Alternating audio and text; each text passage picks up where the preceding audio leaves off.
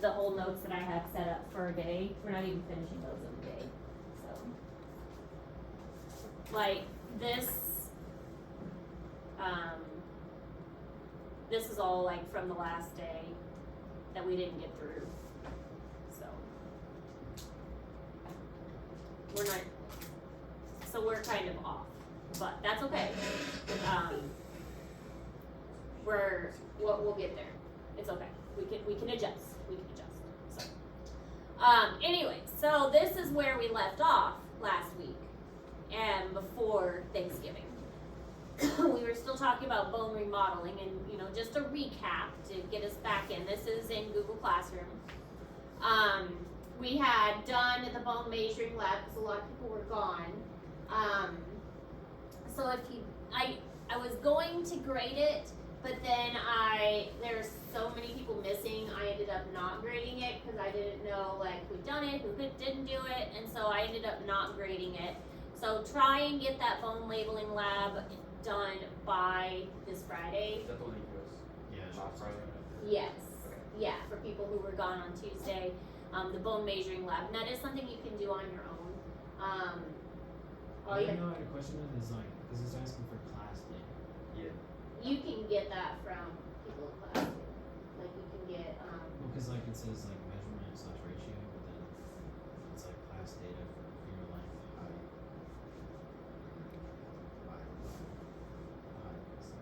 You can, if you don't have that, you can just leave that part. Yeah. You can also just leave that part for the class data. And just measure your own. You did the right? Yes, I did get your Okay, so I turned everything else over. I already took my graph. Yeah. Just after that, Yeah. So make sure you get your bone labeling in by Friday so I can get those graded. And that was online. That was online posted. Okay, so then we left off with bone remodeling. So there's osteoblast, osteoclast, osteocytes. And we were just kind of recapping that osteoblasts build the bone and lay down the material. Osteoclasts destroy the bone and they dissolve it pretty much. So they will have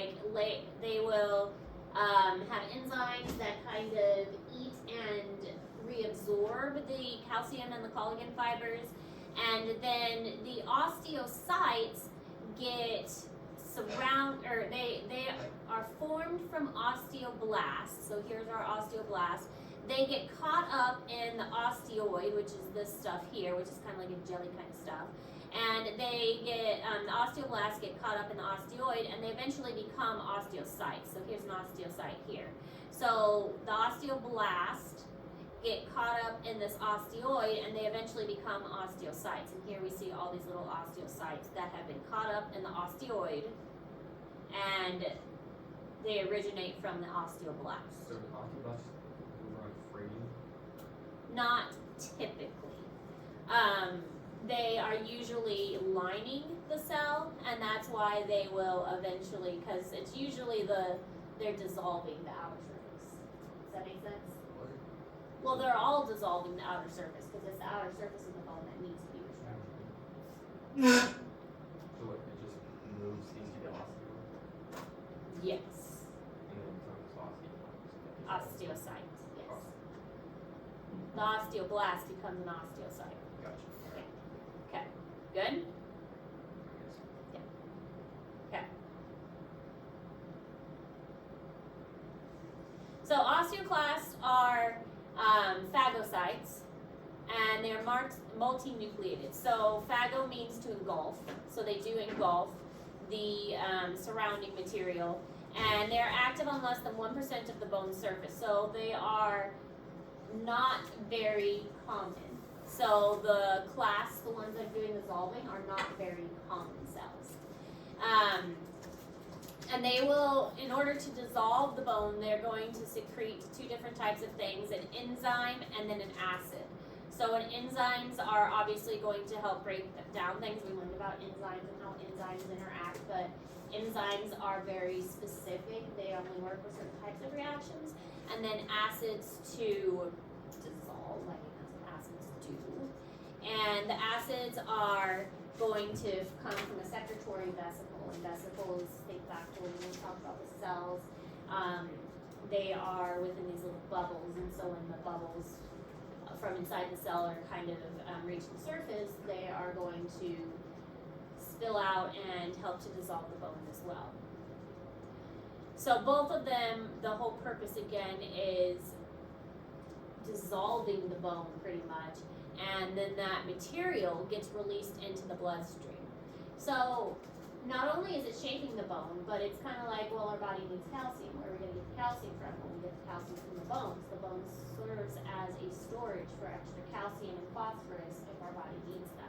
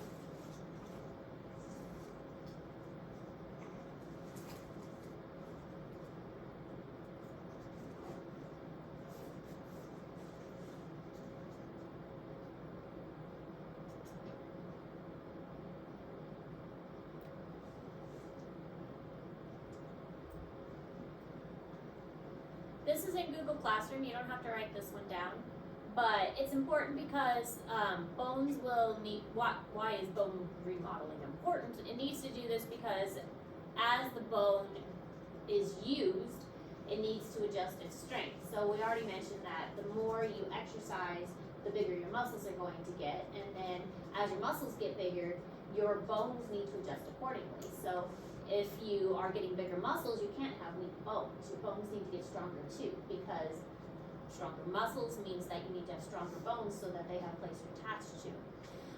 The shape of the bone also needs to be rearranged. As your bones lengthen as you're a child, then you can't have the epiphysis in the same place. The epiphysis needs to grow as the diaphysis is growing. You'll also need to be able to keep the bones from getting too brittle, so the soft, spongy part of the bone needs to be able to change over time as well. So all of this are reasons for bones to be able to remodel themselves. And of course, like if a bone breaks, then it needs to be able to heal itself. So bone remodeling is a very important process. If the body needs nutrients, like we mentioned before, if a woman is pregnant and she's not getting enough calcium, then the baby will steal the calcium from the mother's bones as well. This is also in Google Classroom. Bone is deposited in proportion to the load that it must carry, so physical stress. Athletes become considerably heavier than those of the bones of athletes become heavier than those of non-athletes because the bones need to just be able to be stronger to withstand the muscles that those athletes are demanding of them. So if a bone is in a cast and not being used, then that muscle is not being used, and it can become the bone can be thinner and up to 30% decalcified within a few weeks. If that muscle is not being used and that bone is not being used, it's going to become that much weaker. So having some kind of stress and usage on that bone is an important part of helping that bone to actually be healthy. That's what usually makes you lift even if you're hurt. Just to get Alright, so that was what we were supposed to finish up last week. This is this week. It's just pretty. It's scary like that. Alright,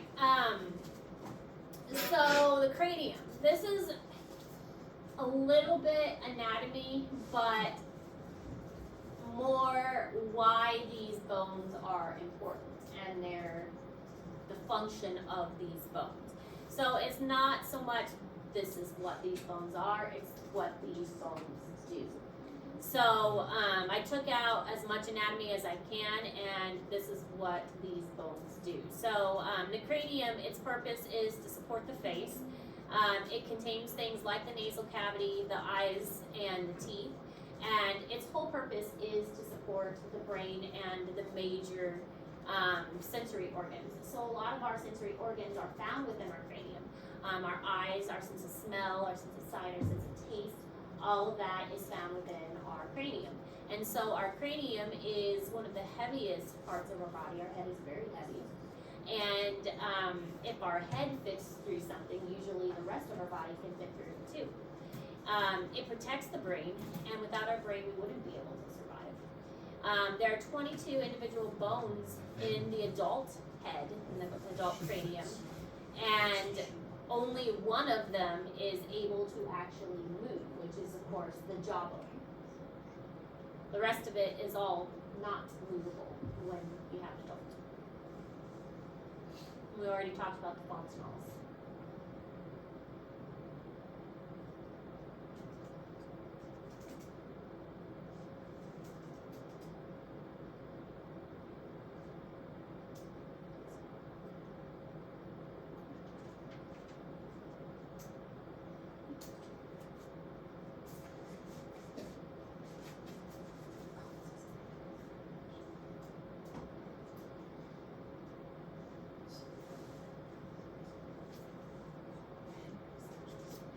Alright, so the orbit is the area that houses the eyeball. It basically surrounds the entire eye and protects it except for the front, which is used for seeing.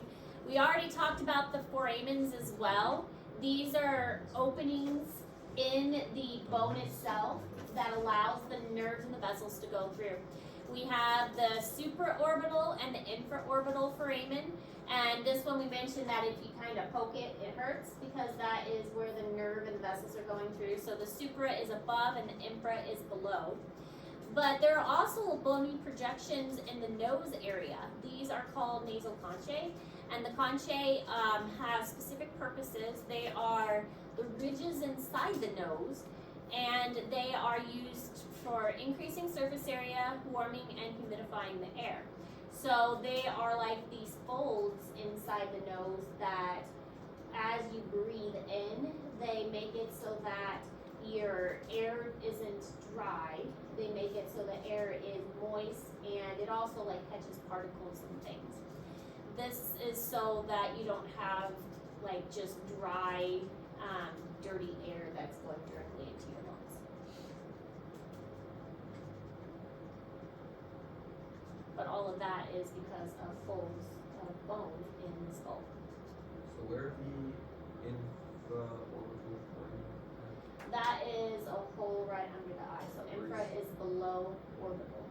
So like right there. Supratorial. Supra is below.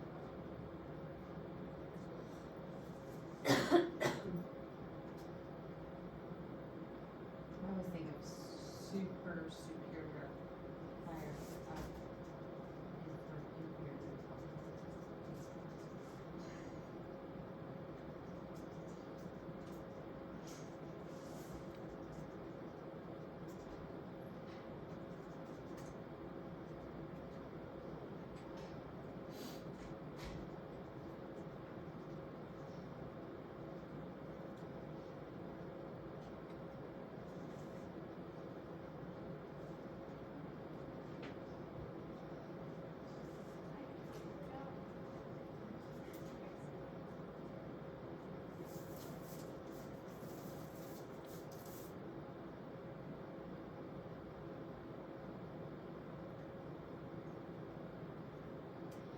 Now, also in the skull, you have what's called the zygomatic arch. Zygomatic, I always think it looks like a Z, and this is basically your cheekbone. It protects a lot of the nerves and things that go into your face, but also it allows for muscle attachment for your jaw movement. And then you have the temporal and infratemporal fossa, and these also are areas that are allowing for muscles for chewing.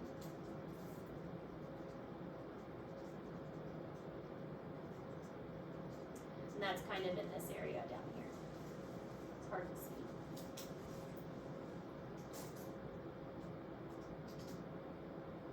So most of my zygomatic process, Zygomatic arch is this cheekbone. the temporals. Yeah, down by the jaw.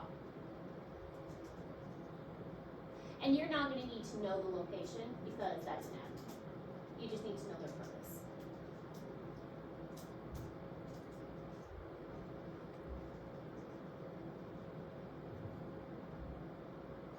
So this offers this and this offers this. Muscles only contract. They only get smaller and relax. So like when chewing, the temporal controls the bottom and then zygomatic controls the top. Well, we're thinking bones right now. But yeah, like further out. Yeah, so it's gonna. Yeah.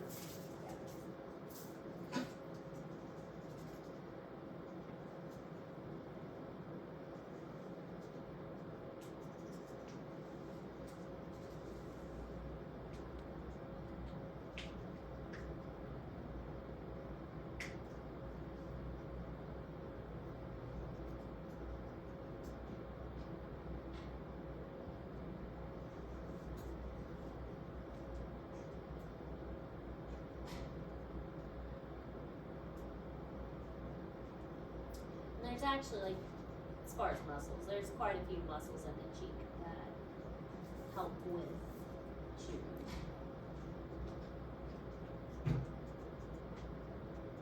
And around the mouth.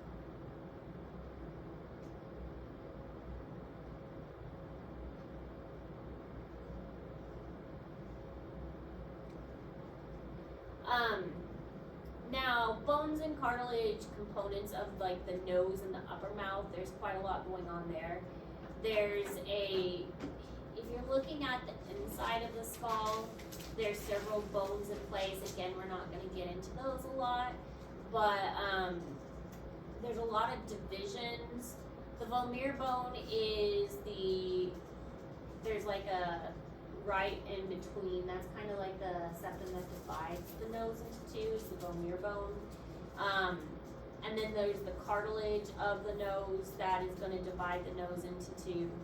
Basically, it's helping give the nose shape and divide it into two nostrils, into two chambers.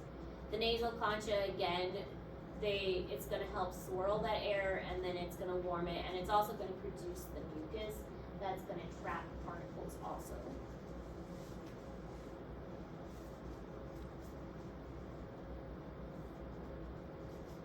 But really the purpose of the nose, breathing, smelling, warming the air, making sure the air is getting to the lungs. Smell is really kind of a secondary thing. Really getting that air to the lungs is the primary thing.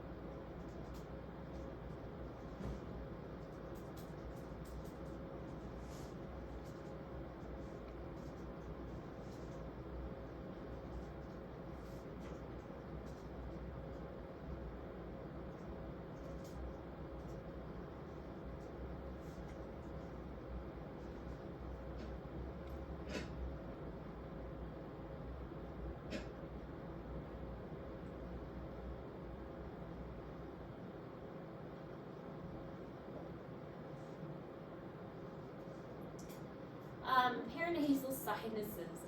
I giggled because I was so sick over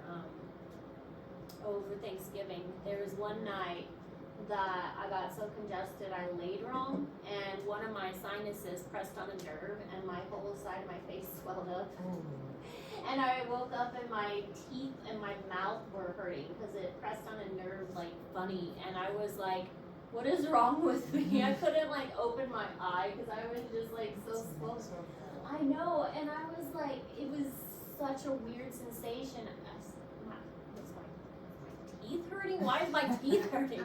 And it was because of this sinus right here, this paranasal sinus that had somehow gotten all blocked, but filled up with just stuff. And it was this hollow part in the, and I knew what it was, and so I just had to like sit up for an hour and a half at 3 a.m. until everything drained out. But it made my entire side of my face and my whole jaw and everything ache, and I couldn't even open my eye because I was just so congested. But paranasal sinuses are around our nose, and they help to lighten our skull, but they also help to amplify our sound. If our entire skull was just completely solid, then it would make it super, super heavy. So having these sinuses in there, and I'm sure when you've had colds, you feel that sinus pressure, and you feel that achiness and that soreness in there. If you've ever just like been in the cold and you've taken like a deep breath in, and you feel that achiness and then like behind the eyes and the eyebrows, that soreness. So again, you don't need to memorize the names, but you do need to know why the sinuses are important.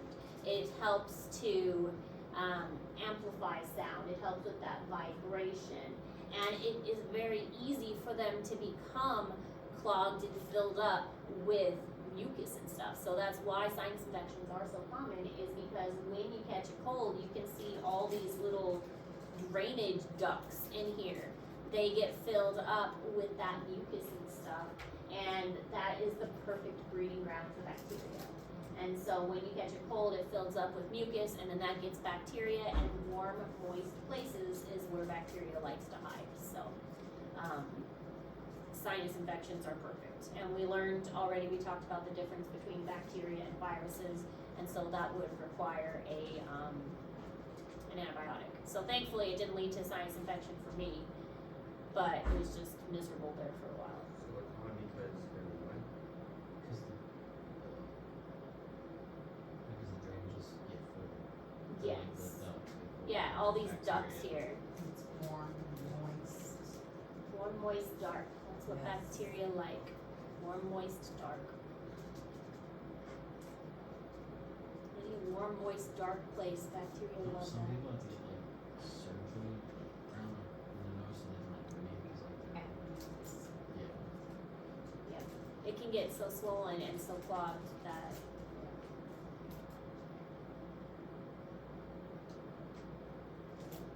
So here we can see them again.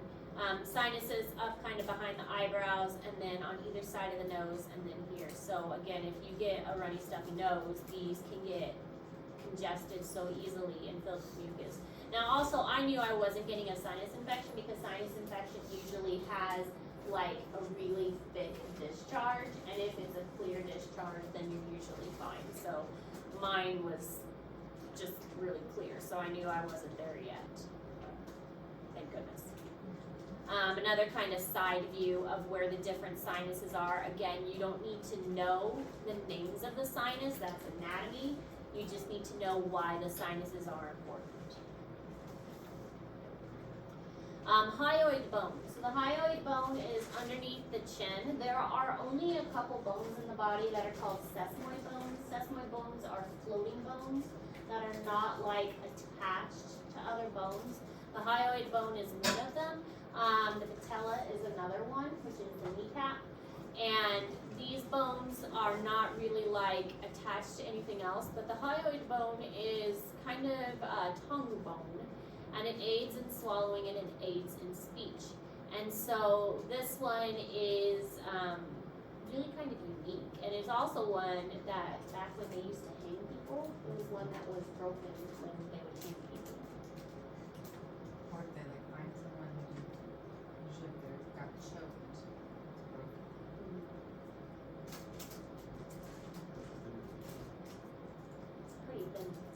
not very strong. So that very good with swallowing hard. Not when people swallow or talk. I mean, not really when they choke either. It has to take like a severe, maybe like a punch to the neck could break it.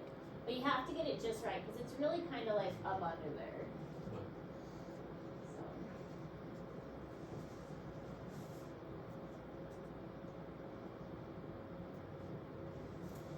Now the vertebrae, their purpose is to protect the spinal cord and nerves that come off of it. That's pretty self-explanatory. But the problem with these is that there are so many, and they need to be laid in such a way. There's so many issues with them.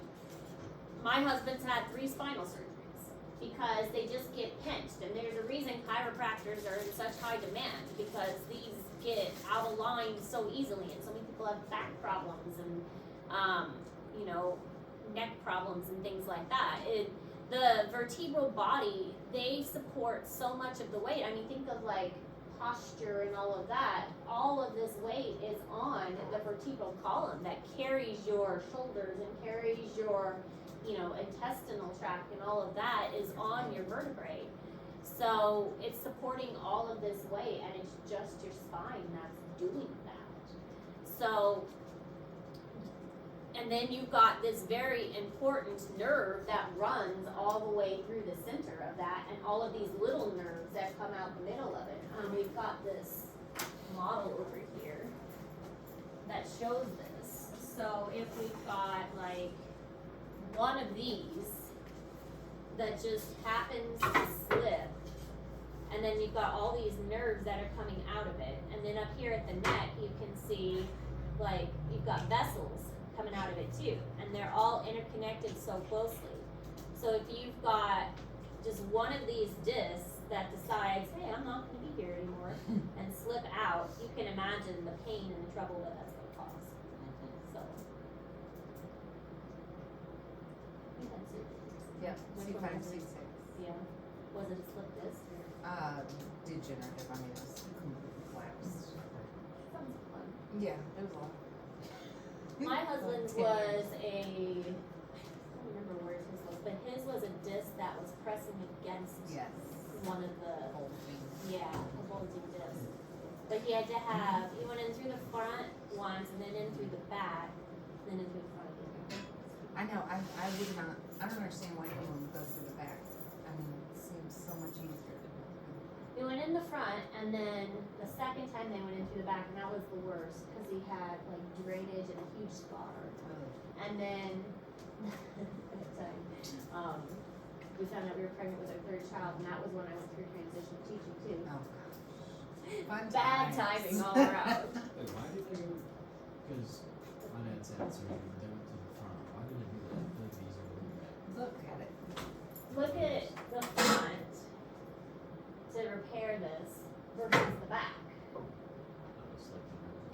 Slip it up and Well, those are other Bony protrusions. Yeah. So, the front, it's much easier to get to all of this versus the back to, You wouldn't want all your local here in the way. Yeah, You'd have to go through all of the organs. Well, it depends on where it's at. they just move it Yeah. gently aside. Generally, you're gonna have neck or lower back. Yeah. Unless you're like in a usually wreck. it's not so much here. Yeah. It's usually neck.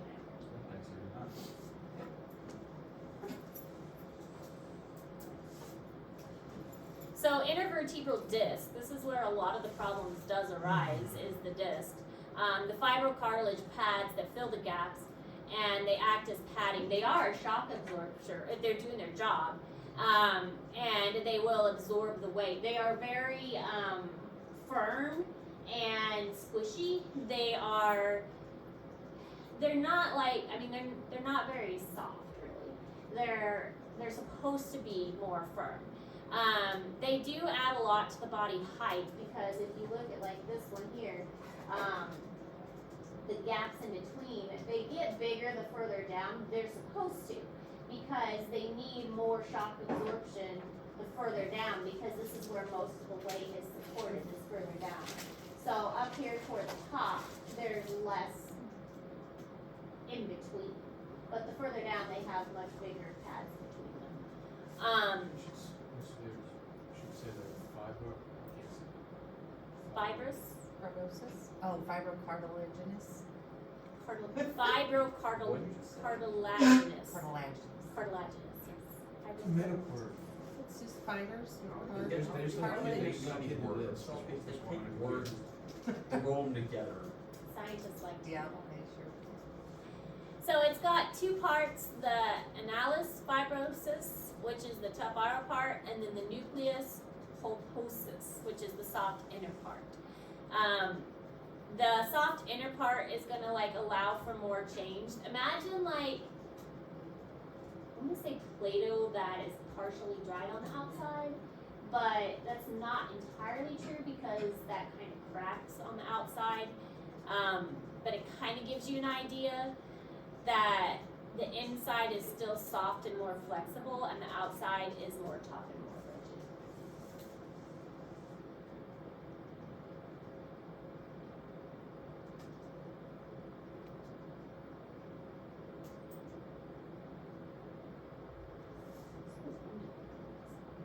I know it. For Okay.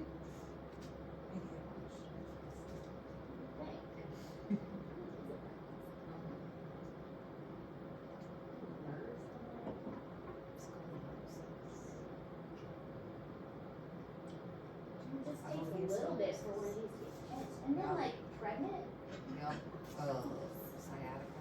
Oh, I have that. Mhm. Oh my goodness. Oh my gosh.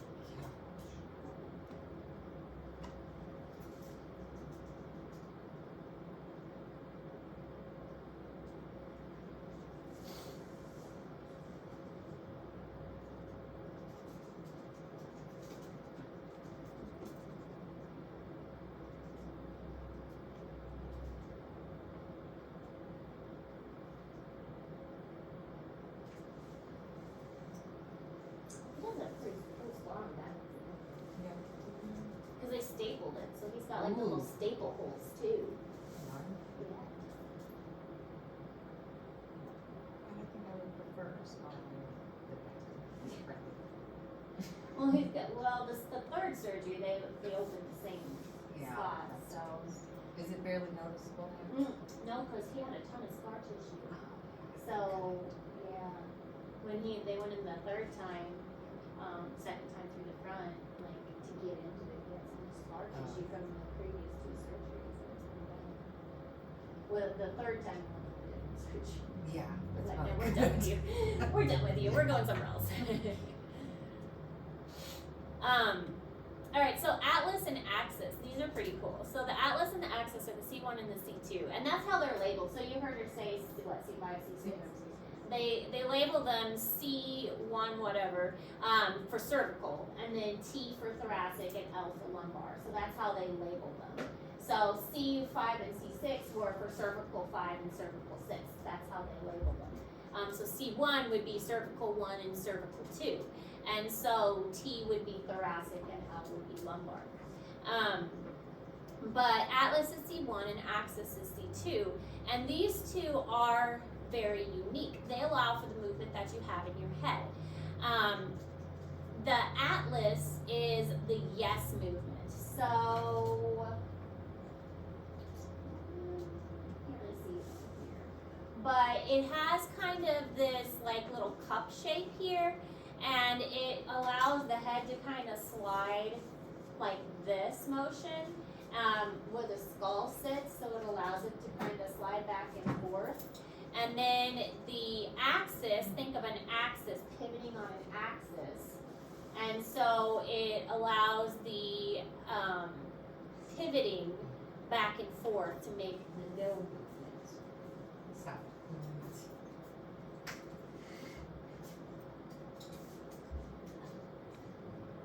So we wouldn't be able to turn our head or make it go up and down if we didn't have the atlas and the axis.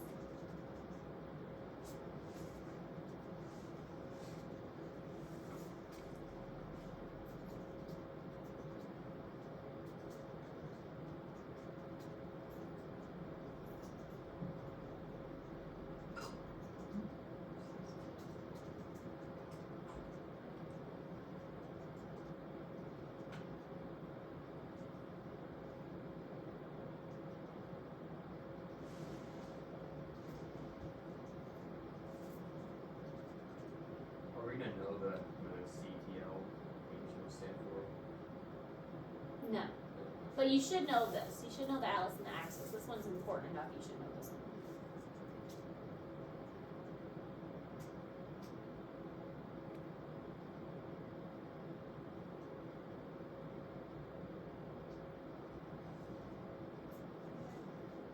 Alright. We'll go ahead and stop here. This is a good place to stop. And I did want to talk about your assignment because I think this assignment is interesting. So,